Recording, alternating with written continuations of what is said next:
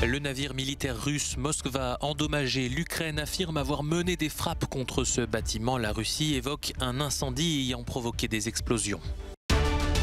La Suède et la Finlande réfléchissent à intégrer l'OTAN, ce qui irrite Moscou. L'ex-président russe Dmitri Medvedev brandit la menace nucléaire.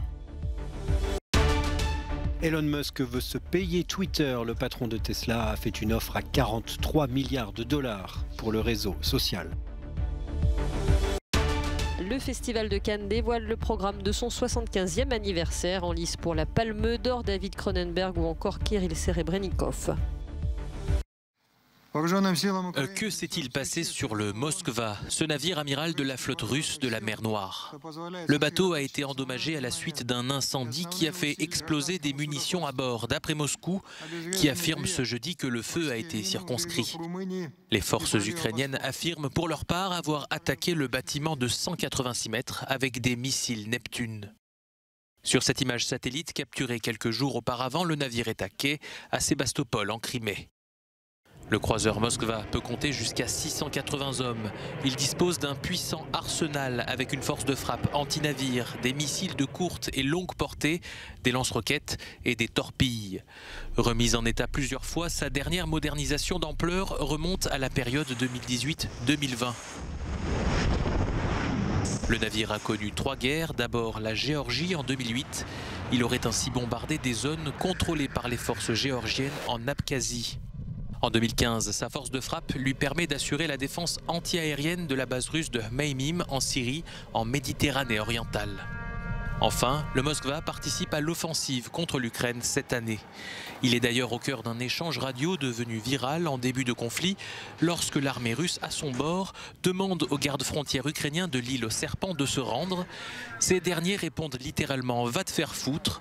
Peu après, le Moskva, accompagné du navire Vassili Bykov, a bombardé l'île et capturé les militaires ukrainiens.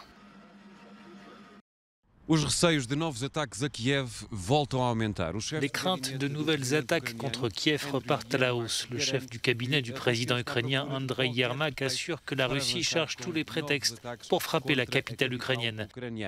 C'est la réponse d'Andreï Yermak aux accusations du Kremlin selon lesquelles les troupes ukrainiennes attaquent le sol russe. En réponse, Moscou se dit prêt à lancer des attaques sur des points stratégiques, y compris des cibles militaires ici dans la capitale ukrainienne.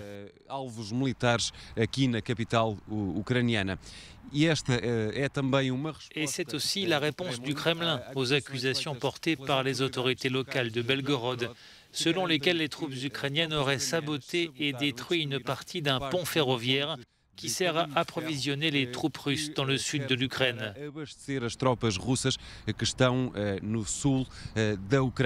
Ces accusations et menaces se multiplient à nouveau, mais les autorités ukrainiennes garantissent qu'elles sont prêtes à toute éventualité, y compris des attaques de missiles ici à Kiev.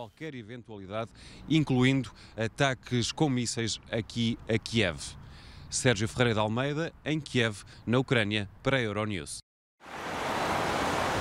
La Russie agite à nouveau la menace nucléaire, mais cette fois en Scandinavie, car la Suède et la Finlande envisagent d'entrer dans l'OTAN.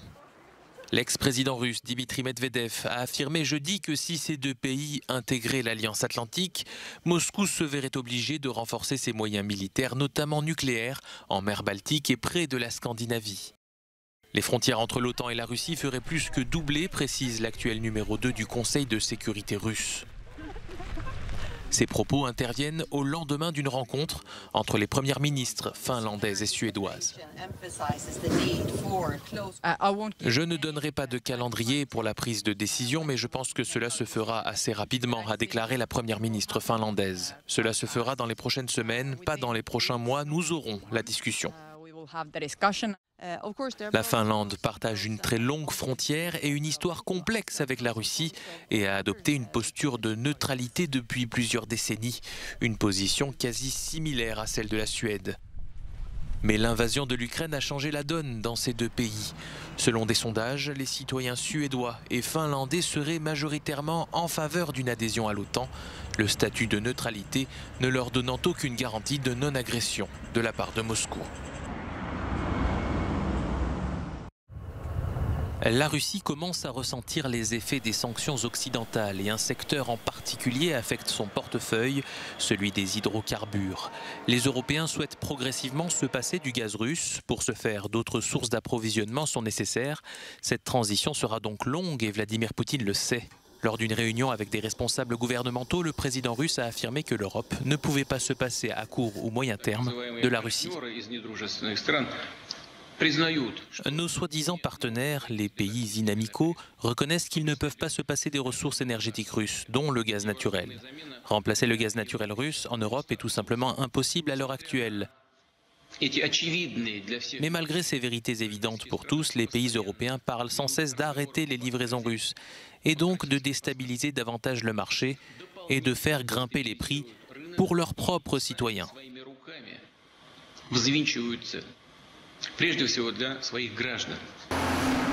Dans ce contexte, Vladimir Poutine a appelé à réorienter les exportations énergétiques russes vers le sud et l'Asie. Il est nécessaire de diversifier les exportations. Nous allons partir du principe qu'à l'avenir, les livraisons vers l'Occident vont baisser. Nous devons donc renforcer la tendance de ces dernières années, en réorientant pas à pas nos exportations vers les marchés à croissance rapide de l'Est et du Sud. La présidente de la Commission européenne, Ursula von der Leyen, a dit espérer que l'Europe devienne indépendante des énergies fossiles russes d'ici à 2027.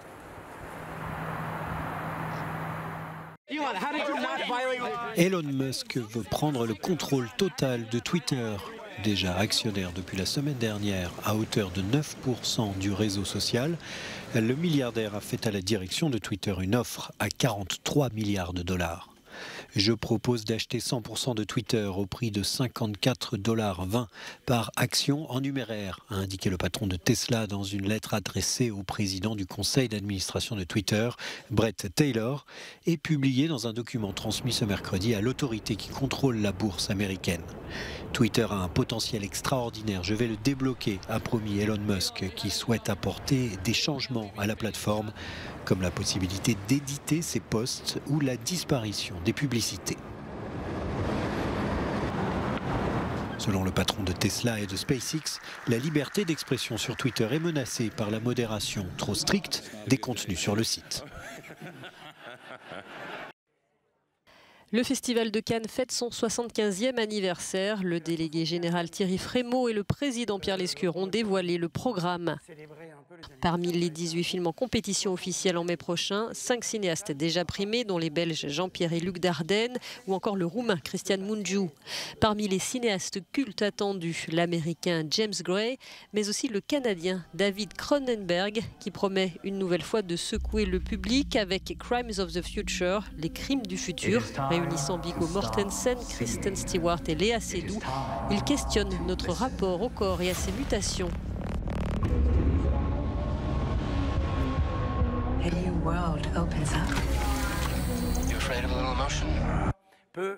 À noter que seules 3 femmes réalisatrices, dont Claire Denis, seront en lice pour succéder à la française Julia Ducournau, Palme d'Or l'an dernier. L'écho de la guerre en Ukraine va en tout cas résonner sur la croisette. 2 films ukrainiens seront présentés hors compétition, dont The Natural History of Destruction de Sergei Loznitsa. Dans la sélection officielle figurera aussi le dernier film du russe Kirill Serebrennikov. Le cinéaste Bête noire du Kremlin pourra enfin se rendre à Cannes pour défendre son nouvel opus La femme de Tchaïkovski.